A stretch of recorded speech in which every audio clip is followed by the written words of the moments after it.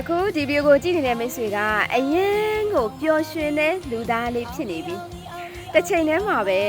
ကို့မှာစိတ်ညစ်စရာတွေရှိတယ်အစင်မပြေမှုတွေရှိတယ်ဆိုရင်အဲ့ဒီစိတ်ညစ်စရာအဲ့ဒီအစင်မပြေမှုတွေရဲ့စက်ကျင်ဘက်ပြောင်းမြန်ကိုလုပ်ပြလိုက်အမိုးတွေကပုံမှန်ဆိုလို့ရှိရင်ကို့မှာအစင်မပြေမှုတွေရှိတယ်ဆိုလို့ရှိရင်ဘာမှမပြေမစင်နိုင်တော့ပဲနဲ့အဲ့ຢာထဲမှာလှဲပြီးတော့မှနေပြစ်လိုက်တာမျိုးလုပ်တတ်ကြတယ်အမိုးလဲလိုမျိုးလုပ်တတ်တယ်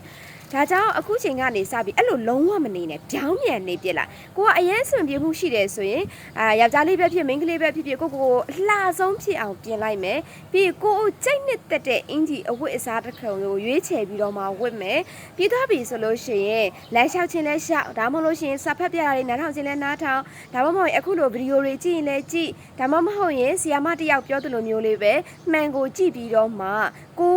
ကောင်းတဲ့စကားလုံးတွေဟာငါရဲ့လှတာပဲဟာငါဘာမဆိုလုပ်နိုင်တယ်ငါရဲ့ဘွားကြီးအခုအရင်ကိုအဆင်ပြေနေပြီဒီလိုမျိုးတွေနဲ့ကိုပြောပြီးတော့မှပြောင်းမြန်နေပြစ်လိုက်ပါဘွားကြီးက